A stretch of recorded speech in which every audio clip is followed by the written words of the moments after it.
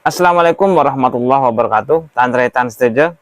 Ketika orang-orang Madura sedang mati-matian menghadang militer Belanda yang ingin mencaplok Pulau Madura karena mereka berambisi untuk mendirikan negara boneka di Madura, terdapat satu pasukan Belanda yang cukup fenomenal. Pasukan Belanda yang sangat kontroversial ini diberi nama pasukan Cakra. Dibentuk secara khusus untuk menumpas segala lini perlawanan masyarakat Madura. Nah, yang jadi masalah dari pasukan ini karena tentara-tentaranya terdiri dari Tantretan Tibi atau orang-orang Madura sendiri.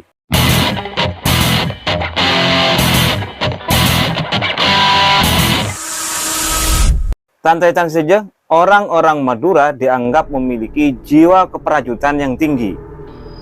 Inilah alasan yang membuat ketertarikan Belanda kepada orang-orang Madura. Karena itu tidak heran jika Belanda berkeinginan dan berambisi menjadikan orang-orang Madura itu sebagai tentara-tentara pilihan.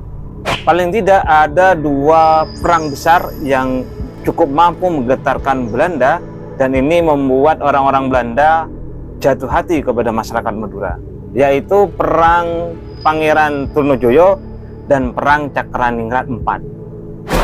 Nah, di antara tentara-tentara itu yang kemudian dibentuk pasukan adalah pasukan Cakra.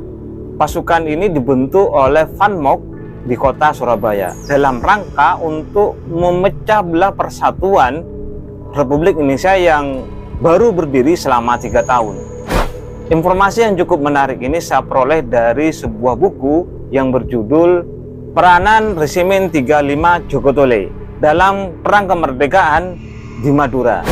Nah, singkatnya, buku ini memaparkan bahwa dalam upaya meredam masuknya militer Belanda ke Madura pada tahun 1947, tepatnya pada bulan Juli, para pejuang Madura atau masyarakat Madura harus dihadapkan pada Tantretan Tibi yang direkrut orang-orang Belanda menjadi tentara di garda terdepan, yaitu pasukan Cakra.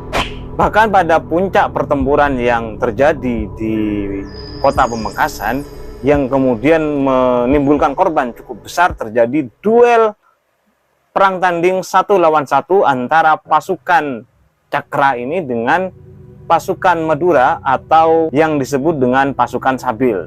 Dalam buku ini juga dibongkar asal-usul dari pasukan Cakra ini. Dijelaskan bahwa Belanda merekrut orang-orang Madura yang tidak tahu apa-apa, yang mana mereka ini sedang merantau di kota Surabaya. Juga diceritakan tentang kedatangan tentara Heho dan Romusa.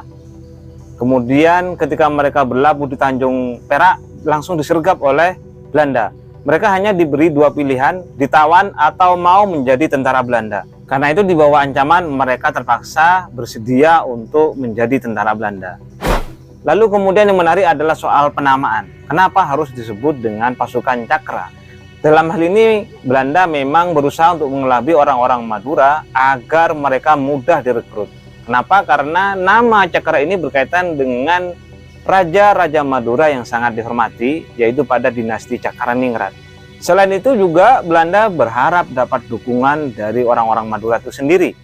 Namun demikian ternyata masyarakat Madura kala itu ternyata memilih untuk angkat senjata, dan hal ini mengakibatkan terjadinya perang sengit selama berbulan-bulan di Pulau Madura, mulai dari Madura Barat hingga Madura Timur. Puncaknya meletus di kota Pamekasan yang ini mengakibatkan banyaknya korban di kedua belah pihak. Nah, meskipun dalam perang mengusir Belanda ini, pasukan Cakra menjadi garda terdepan untuk melawan pasukan Madura yang disebut dengan pasukan Sabil. Bahkan pasukan Cakra ini menjadi salah satu elemen yang mempersulit para pejuang Madura untuk mengusir Belanda dari bumi Jogotole. Namun demikian, tokoh-tokoh dalam pasukan Sabil ini selalu berusaha mencari cara untuk menyadarkan kembali tentara-tentara pasukan Cakra agar kembali ke pangkuan para ulama. Nah, hingga kemudian pasukan Sabil ini menjadi sasaran target utama pengintaian oleh orang-orang Belanda.